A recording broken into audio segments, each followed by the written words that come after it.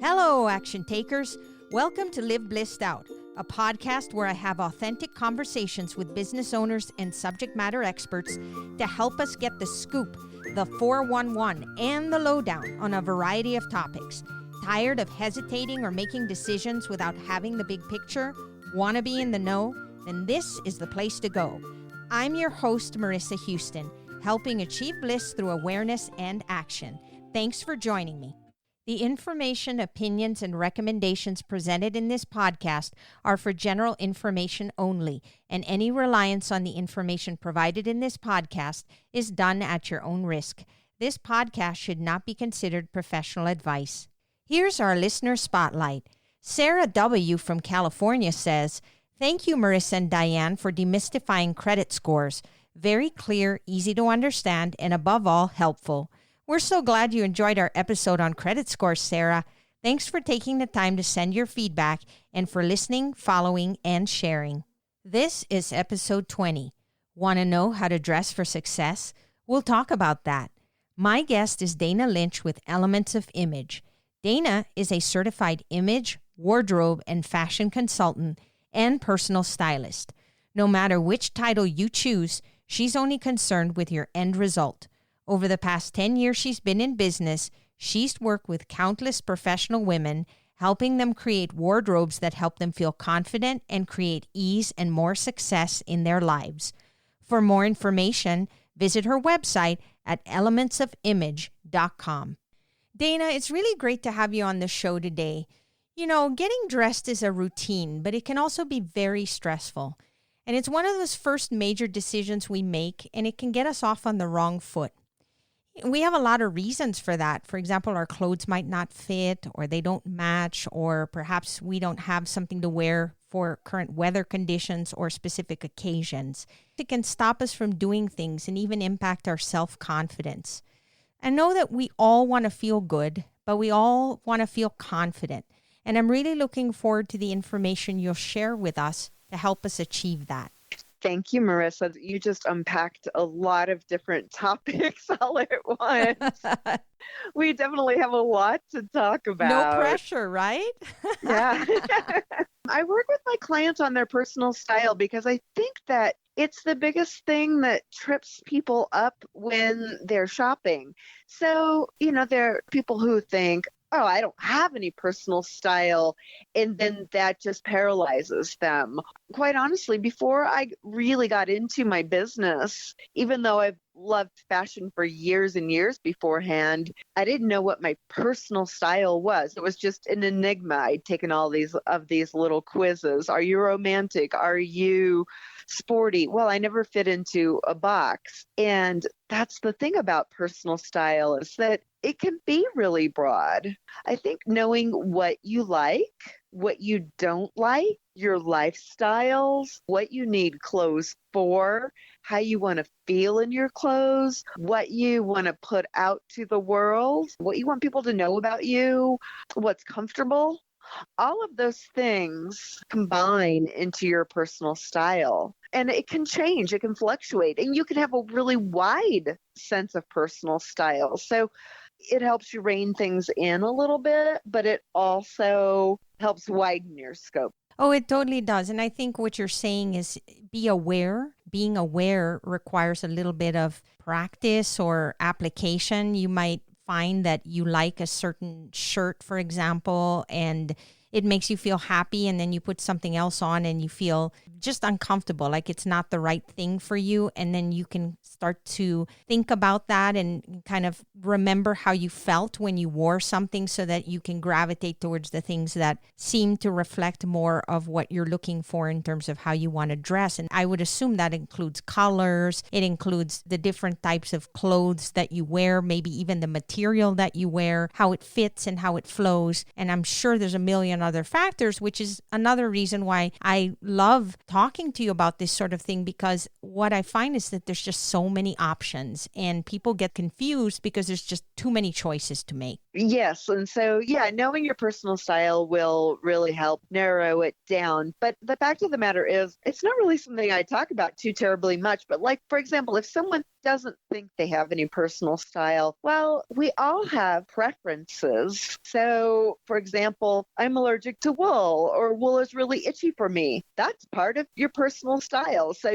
when you go shopping, you bypass those wool sweaters. Yeah. And then maybe you're just really drawn to a color, just what you said. So, noticing how you feel when you're wearing something, it's a great telling point. I can tell you, I bought a blouse just recently, and it was a new color for me. And this is kind of a rare thing for me to make shopping mistakes, but I made it my profile picture. I don't really end up feeling terribly happy wearing that color. It was very interesting to me, which brings up another point. If you're doing some experimenting, don't spend too terribly much money on something that's really new for you, but at the same time, don't use it as an excuse to buy all inexpensive clothing that might not really stand the test of time. And then I have tons and tons of articles on my blog posts on my website that talk about personal style. But I really think that for just like anything, if we want to learn more or take the stress out of any area of our lives, it's going to require just a little bit of concentration on it. You can't just ignore it.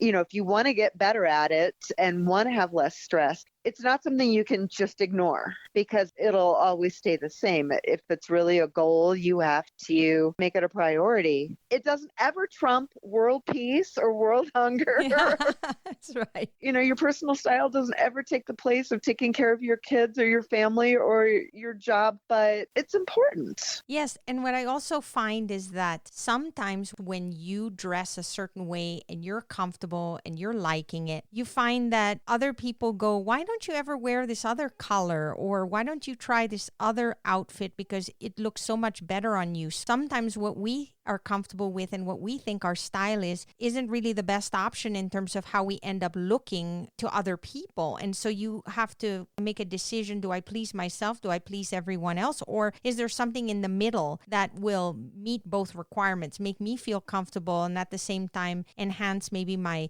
skin tone or my hair color or different things that a lot of us don't even think about because we're not dressing that way. We're just dressing according to what we're attracted to or what we're comfortable with. Well, I think you hit it on the head when you said in the middle. I mean, I think that you have to be open. So, for example, if you have worn something, it's like, well, I've always worn this. And then someone does say, just like you said, have you ever thought about this? And of course, they're only thinking of your best interest, or I think you would look great in this. You don't automatically have to love that, but maybe be open to it or think, okay, well, I don't like green, but you know what? I've never worn blue. Maybe I'd like to wear blue. And that's kind of a silly example because I don't think I know anybody who's never worn blue. But Yeah, but there are people that have really strong feelings about color, for example. If we just take the color purple, I know people that love it and everything they wear has purple in it. And I know people who feel the exact opposite. And so the thing about it, though, is that those people that love it, they may not necessarily look the best in purple and vice versa. The people that don't like it, purple might actually be their color. And so ironically, it doesn't always necessarily correlate with what we like. And like you said, we have to be open to trying new things because sometimes those colors enhance us in a certain way. And whether we like it or not, it just is. Yeah, well, so I'm one of those purple people. I've loved it ever since I can remember. But actually, I believe that everyone can wear specific shades of any color in the rainbow. So, I mean, maybe it's not light purple or pink, for example, pink, that really, really light blush beige color. Well, if you love that color and can wear it, kudos to you, but that's a really difficult color for a lot of people to wear. So it's just a matter of finding the shades within the hue that really work for you. Just kind of playing around with that. But I also help people break the rules. So for example, just like the really traditional, like that bright royal purple. Maybe that's your favorite color. And if you do find that it's not best for your skin tone, then you wear it in pants or you wear it in a small amount in a print, or maybe it's purple shoes or a purple handbag or something of the like, but not just directly next to your face. Yeah, so you can use it kind of an accent.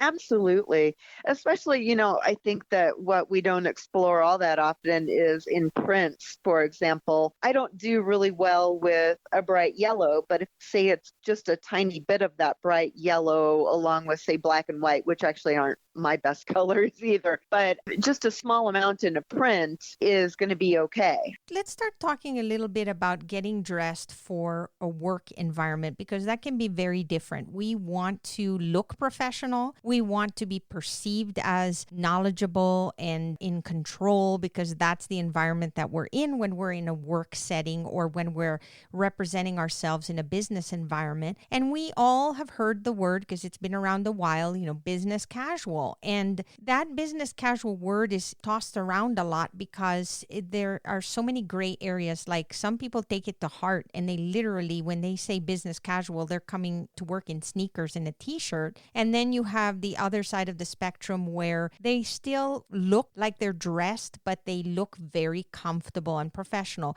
And so can you explain what constitutes business casual and what are some things we can do so that we don't end up either going one direction or the other, where we can be pretty neutral, still look professional, but comfortable at the same time? Yeah, business casual has been just a conundrum for people for, oh gosh, probably 20 years or more now. Oh, yeah. But I think the really important thing to remember about business casual is to preface it that it's business, less emphasis on casual, if that makes sense. Yeah, it does. So you want to take more elements that are business-like and fewer elements that are casual. So if you take something that would strictly be, if I just use the example of clothing, so maybe instead of a full suit, which I don't have hardly even any clients that still wear suits these days, but the suit jacket and with just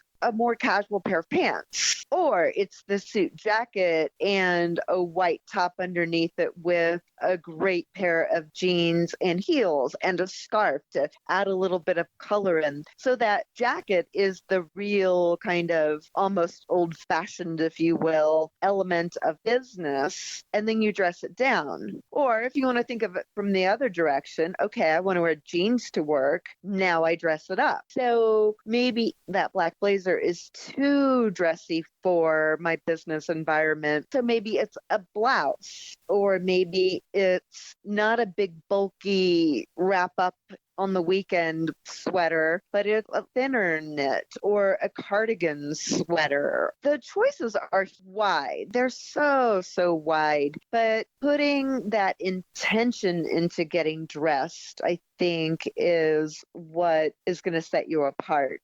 Yeah, I think to your point is just trying to remember that it's less casual and more business, and then really going in from that perspective helps you make the right choices that are going to be a little more neutral, so that you don't end up underdressing to a certain extent, and but still being able to represent yourself comfortably. And so then when you go shopping, there's just so many choices, and not just choices within the department store or even online, but every department store and every online company has different styles. You can tell right away when you go to one type of brand versus another. Some are more classic and others are more fun. And there's just so many different ways you can go when you're trying to make your selection.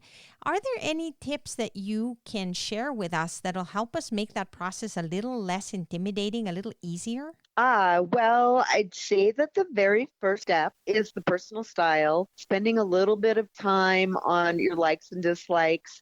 And maybe it's even just going into your closet and taking a look at similarities. Like, hey, I like all of these button-down shirts, so I'm not going to go shop at Anthropology, which is a little bit more of a casual, almost a little bit of a boho look to it, Banana Republic or Talbot's or something.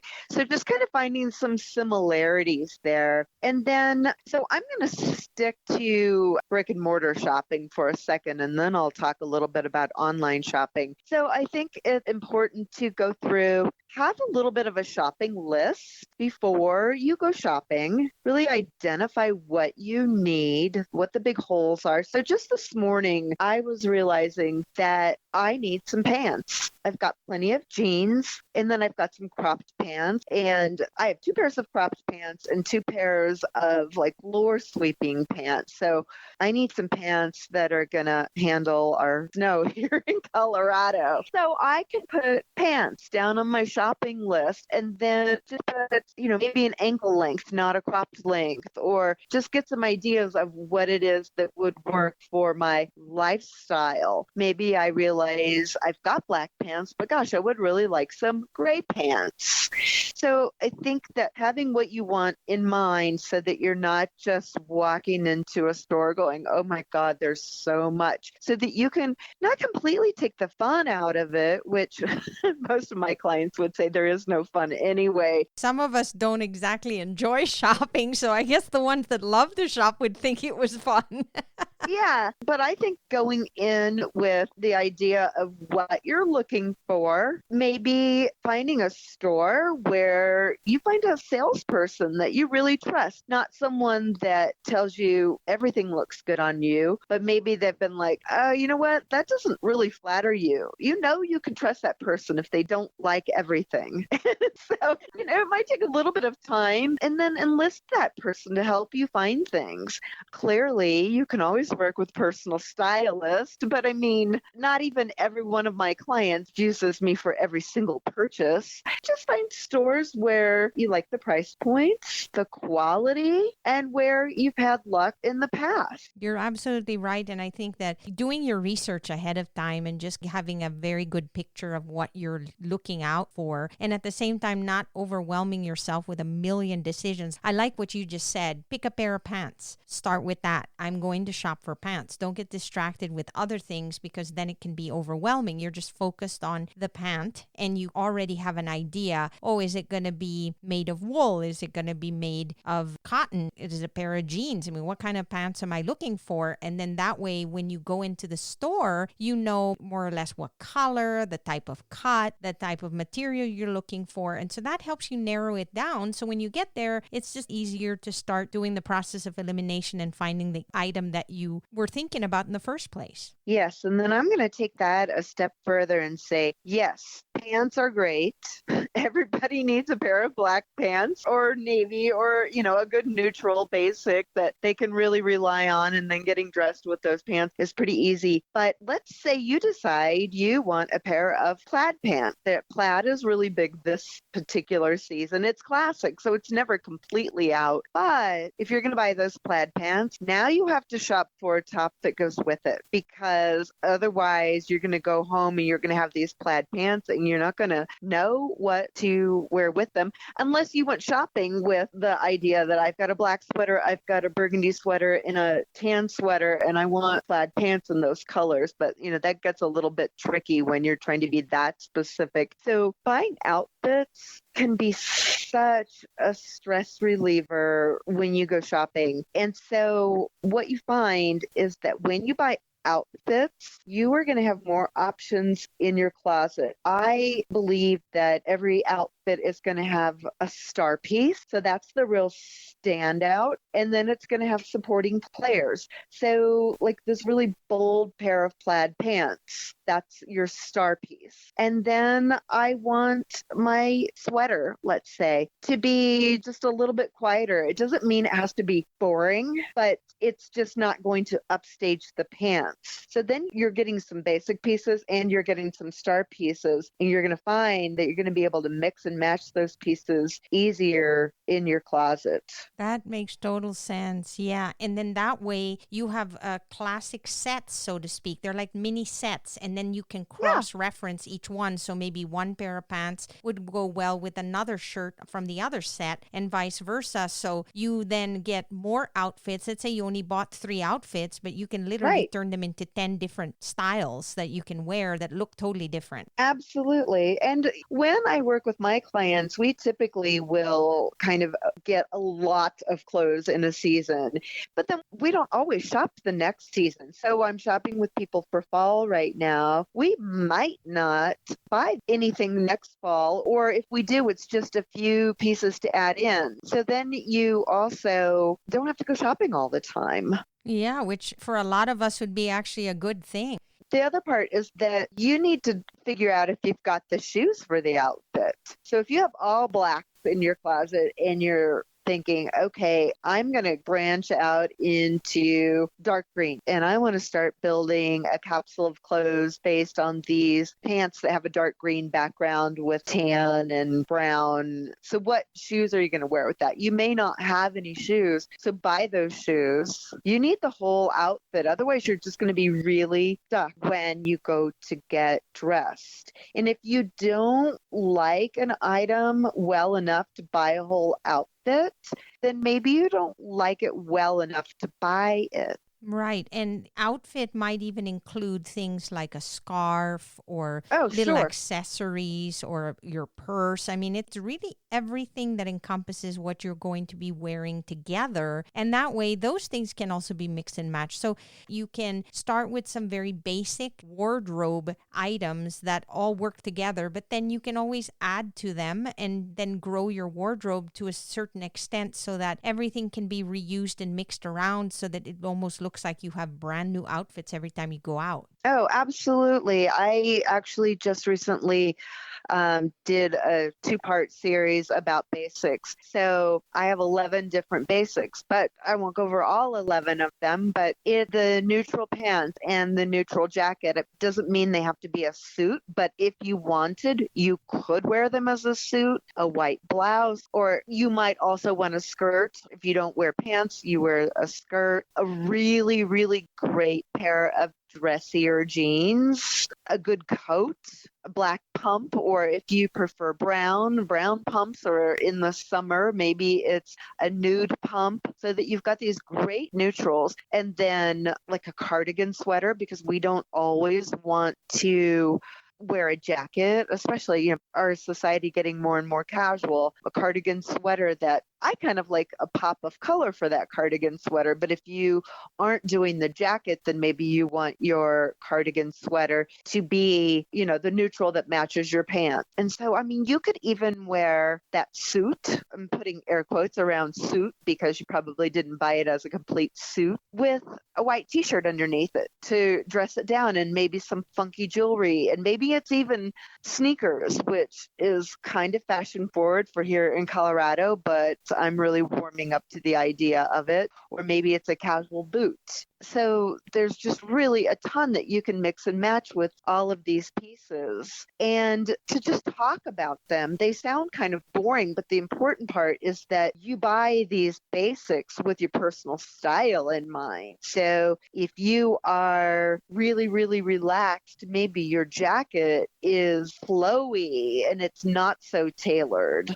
Maybe your pants they're either wide leg pants or maybe they're cropped pants, just whatever you like for your body type and whatever you like for your personal style. So it doesn't have to be quite as boring as it sounds, but the more basic, the more you can do with it. You can dress it up with accessories and change shoes and just what you said, Marissa, look like you've got a different outfit every time. Yeah, I know. And that's really what makes it so wonderful, because then it also eliminates a lot of the decision making that we get stressed out about. And so when we decide to do this sort of thing, I think one of the barriers that most of us have, or what puts us in a procrastination mode, or we end up just turning away and going, yeah, I'll get to it, is that we look at our closets and we are overwhelmed. We see all this stuff that either doesn't fit us or it's outdated, but we keep saying we're going to keep it because at some point we may need it. And we go through all this mental clutter in our heads that tell us that we don't want to make that decision. It's too important. Like, I can't throw things away right now. And then there's this push and pull that we put ourselves through. So how do we make the decision regarding what we should be keeping and what we should be getting rid of? If this is an area that you really want, just kind of like with the personal style, you need to set a date and just set aside some time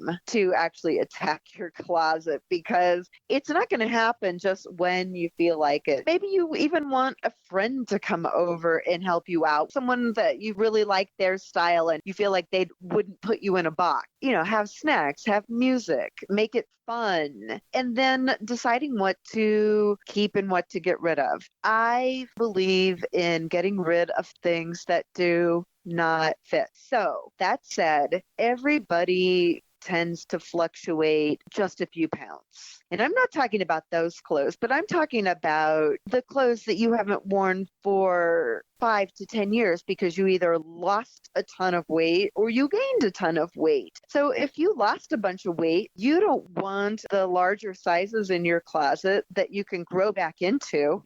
And, you don't have to gain or lose weight. You just want to be able to wear everything that you've got in your closet. And so getting rid of the sizes that just don't work. Say you're normally a size 8 and you've got a couple of 6s that sometimes fit. Well, you don't have to get rid of those, but getting rid of the 0 that you wore in high school, that kind of a thing. So then things that need to be repaired, can they be repaired? And are you really going to do it? So, if you really, really like the item, you'll either take it to the tailor to get it repaired, or maybe you can do the repair itself. But if it's been sitting in your closet with a hole in the seam for 5 years, you're probably not very motivated for that. You want to get rid of anything that's got stain on it, or even if it's a small spot, if you've noticed it, other people are going to notice it. And whether they do or not, just subconsciously knowing something's got a spot on it is really going to wreak havoc with your confidence. So other things to get rid of, things that are uncomfortable, things that are out of date. And that's another area where you just kind of need to be aware. For example, looking at what people are wearing in the media. And I'm not talking about necessarily celebrities, but, maybe it's even just newscasters. Or maybe you go to the mall and you're not shopping. You're just kind of looking and getting some general feelings about what's in style and what's not in style. Just kind of using some intuition on it. Yeah, so like window shopping, and also even searching the internet for what are people wearing, seeing some photos. Yeah. Will give you some inspiration. And then what you just said is to reevaluate what you currently have and make some decisions, as you shared, so that we can then make room for the wardrobe that we're going to be putting in there that's going to be more in line with something that we would wear now, that we can mix and match and make it easier for us then to get dressed when we have to go somewhere special. And whether that's work or an event that a friend invited us to, which leads me to the next question that I have, which is avoiding that emergency situation, because last minute you get a phone call from a friend and they'll say, oh, we're going to meet for cocktails at a certain place or whatever. Will you join us? And then we're all in a panic because we go into the closet and we don't have anything we feel is appropriate to wear. And then we're like, oh my gosh, what do I do now? It's either I don't go or I have to run to the store right now and grab something real quick. And none of us like to feel pressured to make those types of decisions. So how do we avoid that situation? when you edit your closet, it's not always a matter of getting rid of things so that you can go shopping. I don't want people to think, oh, you must go shopping all the time. I think it's a matter of just getting your closet to the point where you can wear everything in it and then seeing if you need to go shopping. But on your next point, what you were asking me about, that's, I feel like, where the basics come in. If you've always got, for example, the little black dress in your closet, and it doesn't have to be a little black dress, it could be a little purple dress, it could be a little blue dress. I really like the idea of a simple, solid colored dress in your closet that you could dress up or dress down. So, for example, for that, we're all getting dressed up and going for cocktails. I'm going to a concert for a girlfriend's birthday next Thursday, and she said, we're dressing up. And she has lots of clothes, but I have a little black dress in my closet that I'm thinking about wearing. Just having some things that span a variety of occasions. So I know that a lot of people are like, oh, I'm just so casual. You know, everywhere I go is so casual. But if you limit yourself to just casual, then that's going to create emergency situations. That's absolutely true. An emergency situation is where you're going somewhere unexpected and you're not prepared. And then when you need that one black dress, you don't have it because everything you purchased was casual. So having that as a backup in the closet is always nice because it never goes out of style. And as long as it still fits you in a situation like that, that's unusual that happens, you'll be ready. Absolutely. And then there's just a case where one day you might feel like, you know what? I feel like dressing up today. I'm going to a networking luncheon and I feel like being really dressed up today. You know what? It's okay. I think whims like that are just really fun, especially say you're in business and you want to stand out a little bit. Just kind of surprising people on and off is kind of a fun thing. But yeah, I think having all of those basics is a really good place to start. Yeah. And so conversely, if you have all dressy things in your closet and somebody says, oh, we're just going to go to watch a baseball game or something, and all you have are nice black dresses, that's going to be a tough one.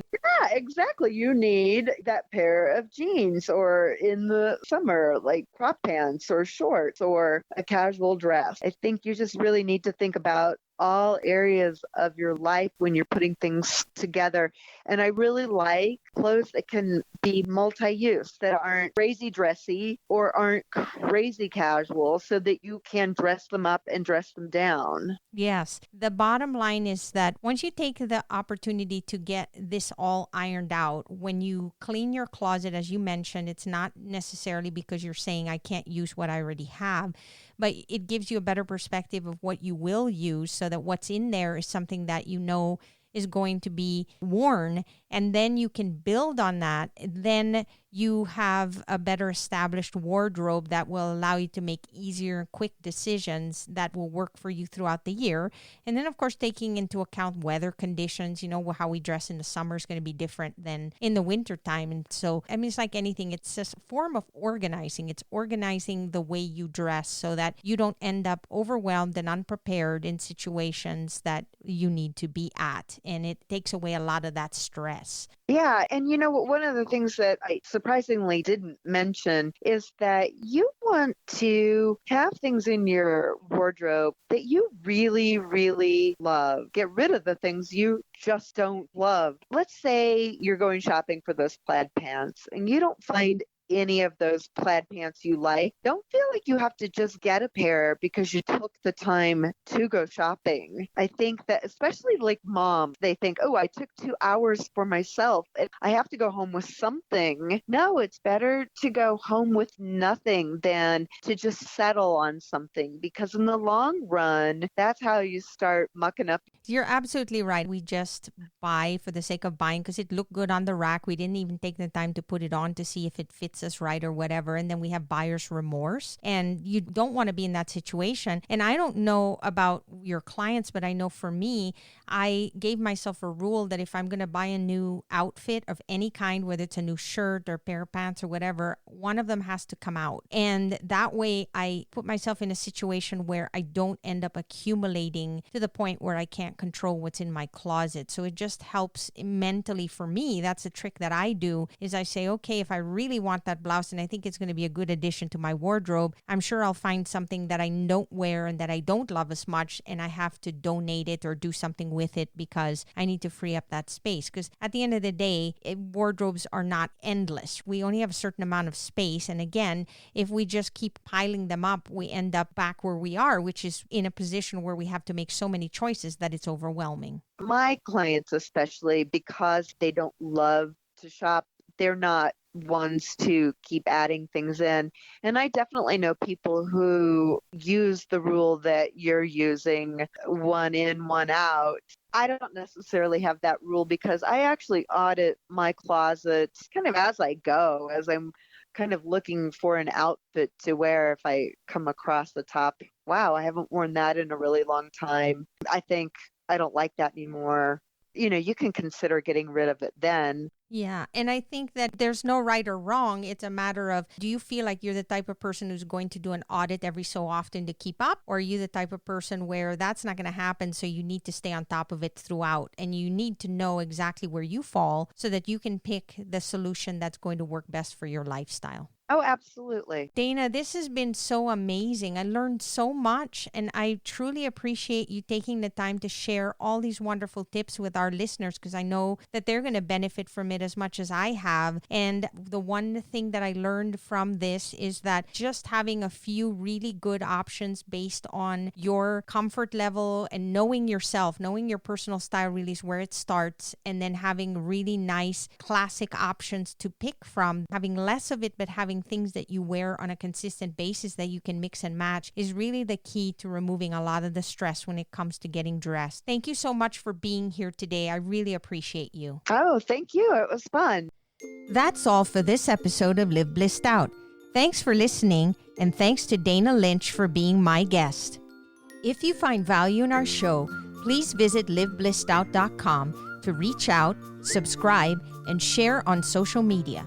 This show is made possible through listeners like you. Thank you.